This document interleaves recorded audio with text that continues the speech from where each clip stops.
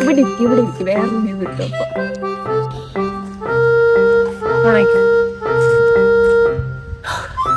അപ്പൊ നമ്മൾ വിസ സബ്മിഷന്റെ സമയത്ത് കാണിക്കേണ്ടി വരും. അപ്പൊ നമുക്ക് എന്തായാലും ഒരു ബോണിങ്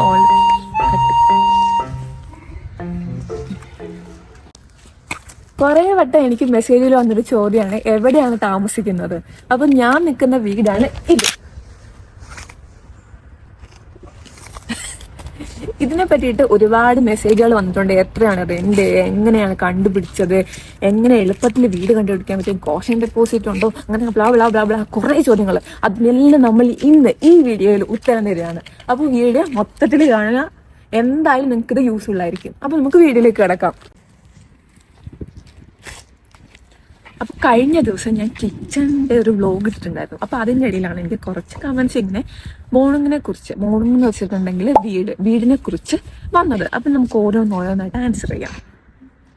ആദ്യത്തെ ചോദ്യം എന്ന് വെച്ചിട്ടുണ്ടെങ്കിൽ, എങ്ങനെയാണ് ജർമ്മനിയിൽ ഒരു വീട് കണ്ടുപിടിക്കുക? അതിന് വേണ്ടിയിട്ട് ജർമ്മനിയിൽ ഒരുപാട് ആപ്പുകൾ അവൈലബിൾ ആണ്. അത് ഫ്രീ ആയിട്ടാണ് നമുക്ക് ആക്സസ് ചെയ്യാൻ പറ്റുക. പിന്നെ കൂടുതൽ ഡീറ്റെയിൽസ് നമുക്ക് അതിനെക്കുറിച്ച് അറിയണമെന്നുണ്ട്. ഇപ്പോൾ സപ്പോസ് നമുക്കൊരു ബോണിങ് അതിനകത്ത് കണ്ടു, അതിൻ്റെ കോണ്ടാക്ട് ഡീറ്റെയിൽസ് അങ്ങനെയുള്ള കാര്യങ്ങൾ അറിയണമെന്നുണ്ടെങ്കിൽ നമ്മൾ ചിലപ്പോൾ ഫണ്ട് പേയ്മെന്റ് ചെയ്യേണ്ടി വരും. പക്ഷെ ഞാൻ കണ്ടുപിടിച്ചത് ഫണ്ടൊന്നും കൊടുക്കാനാണ്. അപ്പോൾ ഏതൊക്കെയാണ് ആപ്പുകൾ എന്ന് പറഞ്ഞു തരണ്ടേ?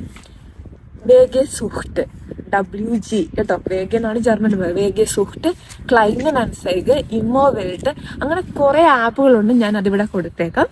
അപ്പൊ ഇതിലൊക്കെ എന്താണ് ഇവിടെ ജർമ്മനിയുടെ ഫ്രീ ആയിട്ടുള്ള ബോണിങ്ങിനെ പറ്റിയുള്ള ഡീറ്റെയിൽസ് കൊടുത്തിട്ടുണ്ടാവും. ഇങ്ങനെ ആപ്പിൽ നമുക്ക് നോക്കുവാണെങ്കിൽ ജർമ്മനിയിലെ ഫ്രീ ആയിട്ടുള്ള ബോണിങ്ങളെ പറ്റിയുള്ള ഡീറ്റെയിൽസ് കാണും. അപ്പൊ ഞാൻ എങ്ങനെയാണ് കണ്ടുപിടിച്ചത്? അപ്പൊ അതിലേക്കാണ് വരുന്നത്. അപ്പൊ ഞാനിങ്ങനെ ക്ലൈന്റ് അൻസൈഗ് എന്ന് പറയുന്ന ആപ്പിൽ ഇങ്ങനെ നോക്കിക്കൊണ്ടിരിക്കുമ്പോൾ അതിനകത്തൊരു ബോണിങ് കണ്ടു. അപ്പൊ ആ ബോണിങ്ങിനെ പറ്റി ഡീറ്റെയിൽഡ് ആയിട്ട് നോക്കിയപ്പോഴാണ് അറിഞ്ഞത് ജർമ്മനിയിൽ ഇങ്ങനെ ഓരോ ഏജൻസികളുണ്ട് ഇങ്ങനെ ബോണിങ് കൊടുക്കുന്നത്. അപ്പൊ അങ്ങനെ കീഴിലൊരു ഏജൻസിയാണ് കേഴ്സിഗ് എന്ന് പറയുന്നത്. ഈ കാണുന്ന ചുറ്റും ഈ കാണുന്നതെല്ലാം കേഴ്സിഗിന്റെ അപ്പാർട്ട്മെന്റുകളാണ്.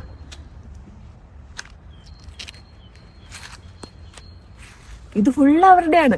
അപ്പൊ അവരുടെ ഓഫീസിലേക്ക് ഞാൻ നേരിട്ട് ചെന്നു. അപ്പൊ അവർ പറഞ്ഞു, സിമ്പിൾ പരിപാടിയാണ്, ഓൺലൈനായിട്ട് രജിസ്റ്റർ ചെയ്യുക. അപ്പൊ അവരുടെ ഡീറ്റെയിൽസ് പിന്നെ നേരിട്ട് ഇമെയിൽ വഴി അറിയിച്ചോളൂ എന്ന് പറഞ്ഞു. ഞാൻ പറഞ്ഞത് ഇങ്ങനെ ഒരുപാട് ഏജൻസികളുണ്ട് ജർമ്മനിയിൽ, ഫ്രീ ആയിട്ട് തന്നെ പ്രൊവൈഡ് ചെയ്യുന്നത്. പക്ഷെ ഫ്രീ ആയിട്ട് വെച്ചിട്ടുണ്ടെങ്കിൽ നമ്മൾ ആ ഓണിങ് കണ്ടുപിടിക്കുന്നതിന് കമ്മീഷൻ ഫീസ് ഒന്നും ഇല്ല. ഈ ജർമ്മനിയിലും പോളണ്ട് അങ്ങനെ ഒരുപാട് യൂറോപ്യൻ കൺട്രീസിൽ ചെയ്യുന്ന ഒരുപാട് തട്ടിപ്പുകളാണ് ഞാൻ ഈ പറഞ്ഞു വരുന്നത്. അതായത് കുറെ പേരിങ്ങനെ വീട് കണ്ടുപിടിച്ച് തരാം എന്നും പറഞ്ഞുകൊണ്ട് കമ്മീഷൻ മേടിക്കും. അങ്ങനെ ഒന്നും ഇവർ മേടിക്കില്ല. ഇവരിവിടെ ഉള്ളവർ തന്നെയാണ്. അങ്ങനെ പല ഏജൻസികൾ കാണും. എൻ്റെ എക്സാമ്പിൾ പറഞ്ഞേ ഉള്ളൂ. ഇങ്ങനെയുള്ള ഏജൻസികളെ നമ്മൾ നേരിട്ട് കോൺടാക്ട് ചെയ്യണം. അവർ കറക്റ്റായിട്ട് കാര്യങ്ങൾ, ഡോക്യുമെന്റ്സും കാര്യങ്ങളൊക്കെ പറഞ്ഞു തരും. ഓക്കെ, അപ്പൊ അങ്ങനെയാണ് ഞാൻ മോണം കണ്ടുപിടിച്ചത്. നമ്മൾ നാട്ടിൽ നിന്ന് വരുമ്പോഴേ മോർണിംഗ് ബുക്ക് ചെയ്യണം. ഓഫ്കോഴ്സ് അതൊരു നല്ലൊരു ചോദ്യമാണ്. നമ്മൾ എന്തായാലും നമ്മുടെ മോർണിംഗിന്റെ സ്പേസ് കാണിച്ചിരിക്കണം വിസയ്ക്ക് സബ്മിറ്റ് ചെയ്യുന്ന സമയത്ത്. അപ്പൊ അത് ഇമ്പോർട്ടന്റ് ആയിട്ടുള്ള ഒരു കാര്യമാണ്. ഇനി ഇതിന്റെ റെന്റിന്റെ കാര്യങ്ങൾ ഞാൻ സംസാരിക്കാം. ഞങ്ങൾ ആദ്യം അവിടെ ചെന്ന് കഴിഞ്ഞപ്പോൾ അവർ നമുക്ക് റെന്റ്, അതുപോലെ തന്നെ കോഷൻ ഡെപ്പോസിറ്റിന്റെ കാര്യം എല്ലാം കറക്റ്റായിട്ട് പറഞ്ഞു തന്നിട്ടുണ്ടായിരുന്നു. അതിനു മുന്നേ ഇതെല്ലാം നമ്മൾ കൊടുക്കുന്നതിന് മുന്നേ തന്നെ അവർ നമുക്ക് വീട് കാണാനൊരു സൗകര്യം കൂടെ ഏർപ്പാടാക്കി തന്നിട്ടുണ്ടായിരുന്നു. അത് വലിയൊരു യൂസ്ഫുൾ ആണ്. അല്ലാണ്ട് പൈസ കൊടുത്തു കഴിഞ്ഞിട്ട് വീട് കൊള്ളത്തില്ലെങ്കിൽ പിന്നെ എന്തെങ്കിലും ചെയ്യാൻ പറ്റുമോ? അപ്പൊ ഞങ്ങൾ വീട് പോയി കണ്ടു, ഓക്കെ ആണെന്ന് പറഞ്ഞു. അങ്ങനെ ഞങ്ങൾ പേപ്പർ കാര്യങ്ങളൊക്കെ നോക്കി. ഇനി റെന്റ് എത്രയാണ് അതിലേക്ക് കിടക്കാം.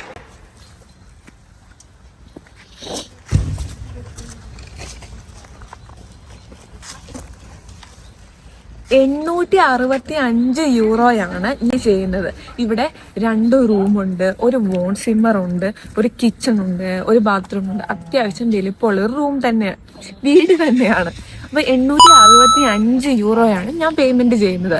ഇനി കോഷൻ ഡെപ്പോസിറ്റ് എത്രയാണ്? കോഷൻ ഡെപ്പോസിറ്റും ഉണ്ട്. കോഷൻ ഡെപ്പോസിറ്റ് 2000 യൂറോയാണ് ഞാൻ പേയ്മെന്റ് ചെയ്തത്. ഈ കോഷൻ ഡെപ്പോസിറ്റ് നമുക്ക് 3 തവണകളായിട്ട് ഘട്ടം ഘട്ടമായിട്ടും അടയ്ക്കാം, അല്ലെങ്കിൽ റെഡി പേയ്മെന്റ് ആയിട്ടും ചെയ്യാവുന്നതാണ്, കുഴപ്പമൊന്നുമില്ല.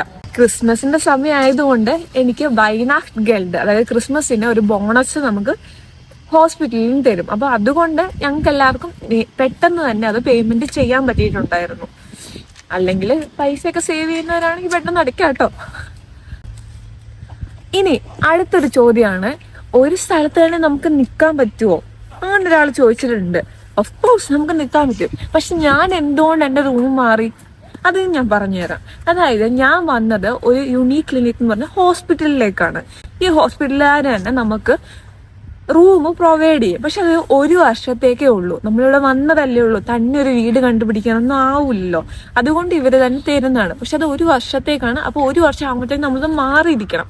അപ്പം ഞാനിവിടെ ഹൗസ് ബിൽഡിംഗ് തുടങ്ങിയത് ഏപ്രിലാണ്. അപ്പോൾ ഈ ഏപ്രിൽ ആകുമ്പോഴത്തേക്ക് 1 വർഷമാകും. അതുകൊണ്ട് ഞാൻ എന്തെങ്കിലും കുറച്ച് നേരത്തെ തന്നെ മാറാന്ന് വരും. അതുകൊണ്ടാണ് പെട്ടെന്നൊരു വീട് കണ്ടുപിടിച്ച് മാറിയത്. അടുത്ത ചോദ്യമാണ്, സ്റ്റുഡിയോ അപ്പാർട്ട്മെന്റിൽ എല്ലാ ഫെസിലിറ്റീസും ഉണ്ടോ? ഇത് യൂണിവേഴ്സിറ്റിയുടെ അണ്ടറിൽ വരുന്നതാണോ? എത്ര മന്ത് അവിടെ താമസിക്കാം? നമ്മൾ നാട്ടിൽ നിന്നും തന്നെ അത് ബുക്ക് ചെയ്യണം? ഇതിനെപ്പറ്റി ഞാൻ പറഞ്ഞുതരാം. സ്റ്റുഡിയോ അപ്പാർട്ട്മെന്റിലെ എല്ലാവിധ ഫെസിലിറ്റീസും ഉണ്ട്. സ്റ്റുഡിയോ അപ്പാർട്ട്മെന്റ് എന്ന് അതുകൊണ്ടാണ് പറയുന്നത്, എല്ലാം അതിലുണ്ടാവും. ബാത്റൂം വരെ, നമുക്ക് നിൽക്കേണ്ട ബെഡ്, കിച്ചന്റെ സ്പേസ്, അതുപോലെ അലമാരി, എല്ലാം ഈ സ്റ്റുഡിയോ അപ്പാർട്ട്മെന്റിന്റെ ഉള്ളിൽ തന്നെ കാണും. ഇത് യൂണിവേഴ്സിറ്റിയുടെ അണ്ടറിൽ വരുന്നതാണോ എന്ന് എനിക്ക് പറയാൻ പറ്റില്ല. കാരണം ഓരോ യൂണിവേഴ്സിറ്റിയിലെ അണ്ടറിൽ വരുന്നതാണോന്ന് എൻ്റെ ഇവിടുത്തെ കാര്യം എന്ന് വെച്ചിട്ടുണ്ടെങ്കിൽ ഇവർ ലീസ്റ്റിന്, ഞങ്ങളുടെ യൂണിവേഴ്സിറ്റി ലീസ്റ്റിന് ഓരോ അപ്പാർട്ട്മെന്റുകൾ എടുത്തിട്ടുണ്ട്. അപ്പോൾ പുതിയ വരുന്ന കുട്ടികൾക്ക് അതങ്ങനെ കൊടുക്കും. അപ്പോൾ അത് ഓരോ യൂണിവേഴ്സിറ്റിക്കാർ എന്താ ചെയ്യുന്നതെന്ന് നമുക്ക് പറയാൻ പറ്റില്ലല്ലോ.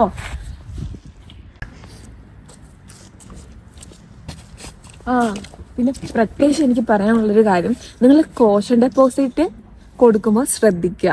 നമ്മൾ കൊടുക്കുന്ന പൈസയ്ക്ക് കറക്റ്റായിട്ട് അതിന് ഡോക്യുമെന്റ്സും കാര്യങ്ങളും ഉണ്ടായിരിക്കും. അല്ലാണ്ട് ആരെങ്കിലും ഒരാൾ പ്രൊവൈഡ് ചെയ്യുന്നൊരു വീടാണ്, ഏതെങ്കിലും നടുക്ക് വേറെ ഏജൻസിക്കാരൊക്കെ ഉണ്ടെങ്കിൽ അവർ മിക്കവാറും നമ്മളെ പറ്റിക്കാൻ ചാൻസ് ഉണ്ട്. അങ്ങനെ പറ്റിച്ചത് എനിക്കറിയാം. വെറുതെ 500 1000 യൂറോയൊക്കെ കോഷൻ ഡെപ്പോസിറ്റ് കൊടുത്ത് പിന്നെ നമ്മൾ അത് അവിടുന്ന് മാറുമ്പോൾ ഈ കോഷൻ ഡെപ്പോസിറ്റ് എന്താ, ആരാ എന്ന് ചോദിക്കേണ്ട അവസ്ഥ വരരുത്. അപ്പോൾ അതിന് കറക്റ്റ് നമ്മുടെ കയ്യിൽ ലീഗൽ ഡോക്യുമെന്റ്സ് എന്തായാലും ഉണ്ടായിരിക്കണം. ഇത്രയൊക്കെയാണ് എനിക്ക് വന്ന ചോദ്യങ്ങൾ. അതിനൊക്കെ ഞാൻ ഉത്തരവും തന്നിട്ടുണ്ട്. ഇനിയും നിങ്ങൾക്ക് എന്തെങ്കിലും അറിയണമെന്നുണ്ടെങ്കിൽ കമന്റ് ചെയ്യാം. അപ്പോൾ വീഡിയോ വേണ്ടതിൽ താങ്ക് യു. പിന്നെ അതുപോലെ തന്നെ ചാനലൊന്ന് ലൈക്ക് ചെയ്യണം, ചാനൽ സബ്സ്ക്രൈബ് ചെയ്യണം, ലൈക്ക് ചെയ്യണം, ഷെയർ ചെയ്യണം. അപ്പൊ നിങ്ങൾക്ക് ഇനി എന്തെങ്കിലും അറിയണമെന്നുണ്ടെങ്കിൽ കമന്റ് ചെയ്യട്ടോ. അതിനെപ്പറ്റി ഇനിയും ഞാൻ വീഡിയോ ചെയ്യാം. അപ്പൊ ശരി.